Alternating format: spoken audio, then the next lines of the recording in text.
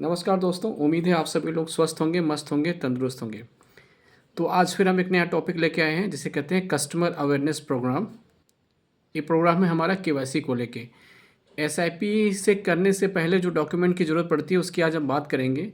बात करना इसलिए ज़रूरी है क्योंकि एसआईपी तो सबसे ज़्यादा उन लोगों के लिए ज़रूरी है जो मध्यम वर्ग में है, जो 80% पॉपुलेशन में आती है। और जो लोग पैसा कमा रहे हैं, जो 20% पॉपुलेशन में आते हैं, उनका ऑलरेडी सभी डॉक्यूमेंट कंप्लीट होता है। लेकिन जिसे सबसे ज़्यादा एसआईपी की ज़रूरत है आज के टाइम में, जो महंगाई को मार सके, महंगाई को बीट करके आपको एक अच्छी बचत दे सके, तो देश के 80% पॉपुलेशन ही है जो एसआईपी से पैसा बना सकती है।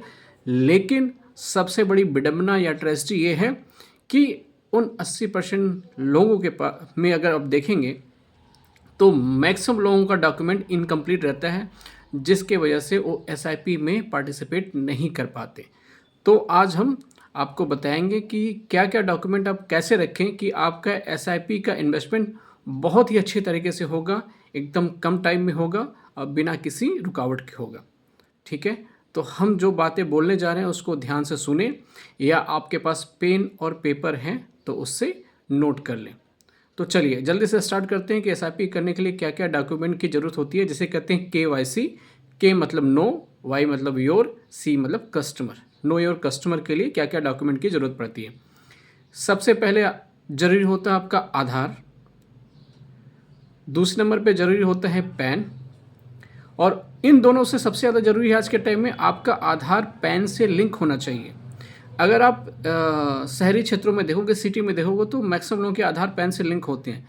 लेकिन जो रूरल एरिया में जाओगे, हल्का पिछड़े एरिया में आप जाओगे, तो वहाँ पे मैक्सिमम लोगों के आधार पैन से लिंक नहीं है।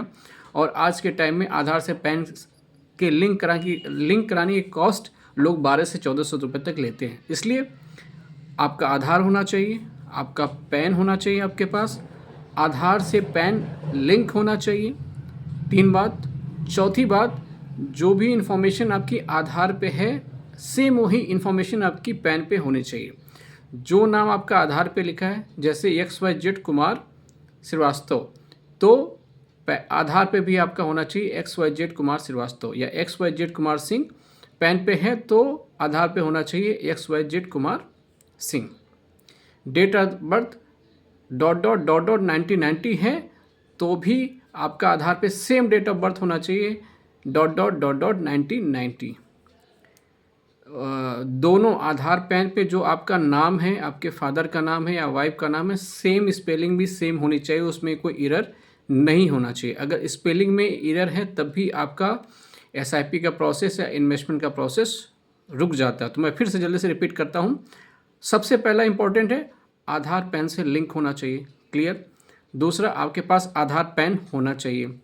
तीसरा, आधार पैन में जो भी इन्फॉर्मेशन आपकी पैन की है सेम वही इन्फॉर्मेशन आपकी आधार पे होनी चाहिए। जो नाम की स्पेलिंग और डेट ऑफ बर्थ आपका पैन पे लिखा है, सेम वही स्पेलिंग, नाम और डेट ऑफ बर्थ आपका आधार पे होना चाहिए। ठीक है। आपका जो मोबाइल नंबर होना चाहिए वो आधार रजिस्टर मोबाइल नंबर होना चाहिए। कई लोग गांव में क्या करते हैं कि मोबाइल लिया, यूज़ किया, फेंक दिया, फिर दूसरा मोबाइल ले लिया, लेकिन आधार पे दूसरा मोबाइल नंबर आपका फीड होता है। तो वही जो मोबाइल नंबर आपका आधार पे फीड है, कोशिश करें कंटिन्यूस उसको रखें।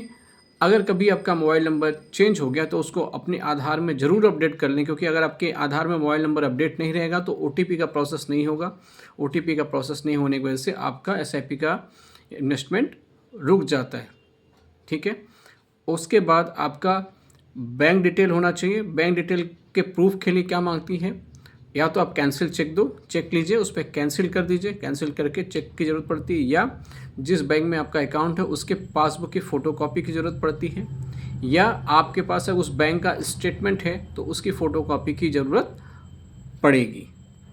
ठीक है। उसके बाद आपका एक सिग्नेचर चाहिए होता है, जिसे कहते हैं डिजिटल सिग्नेचर, जो आपके अकाउंट में जाके वो फीड हो जाता है। फिर इन फ्यूचर आपको फिर सिग्नेचर देने की ज़रूरत नहीं पड़ती। अगर आपने डिजिटल सिग्नेचर एक बार दे दिया है तो आपको फिर दोबारा अपना सिग्नेचर सबमिट करने की ज़रूरत नहीं पड़ती। ठीक है।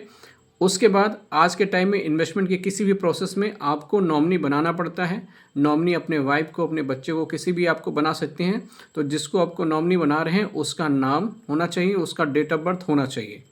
चाहे आप आधार की फ़ोटोकॉपी दे दें या उस नॉमिनी का नाम और डेट ऑफ बर्थ आप जिससे भी आप SIP के लिए KYC करा रहे हैं उनको आप सबमिट कर दें। अगर ये डॉक्यूमेंट है आपके पास तो आपका SIP का प्रोसेस बहुत ही आसान तरीके में हो जाएगा। तो मैं जल्दी से रिपीट कर रहा हूँ। आधार पैन से लिंक होना चाहिए, आपके पास आधार होना चाहिए, पैन होना चाहिए। जो इन जानकारी आपकी पैन पे है वही आधार पे होना चाहिए। जो स्पेलिंग आपकी पैन पे लिखी है वही आधार पे होनी चाहिए। जो डेट ऑफ बर्थ आपका पैन पे लिखा है वो आधार पे होना चाहिए। आपका एक रजिस्टर्ड ईमेल आईडी होना चाहिए। आधार से रजिस्टर्ड मोबाइल नंबर होना चाहिए। आपका एक बैंक का डिटेल होना चाहिए। बैंक का डिटेल में आपका पासबुक हो सकता है, आपका कैंसिल चेक हो सकता है, ये होना चाहिए। या फिर उसके बाद आपका एक नॉमिनी जिसको भी बनाएंगे नॉमिनी का नाम और डेट ऑफ बर्थ ये होना चाहिए। लास्ट में आपका एक डिजिटल सिग्नेचर की ज़रूरत पड़ती है। जो आप प्लेन पेपर पे करके एक डिजिटल सिग्नेचर आप सबमिट करते हो उसकी ज़रूरत पड़ती है। अगर आपके पास ये सब चीज़ें हैं तो आपका SIP का KYC का प्रोसेस बहुत ईजी तरीके से हो जाएगा। आपको कोई भी परेशानी उठाने की ज़रूरत नहीं पड़ेगी।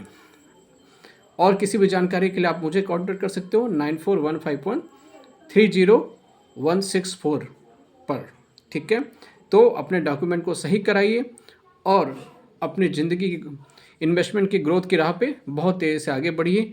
यही मैं फिर से कहूँगा, यही एकमात्र तरीका है लोगों को ज़िंदगी में आगे बढ़ने का, अपने पैसे को आगे बढ़ाने के लिए। ठीक है, धन्यवाद।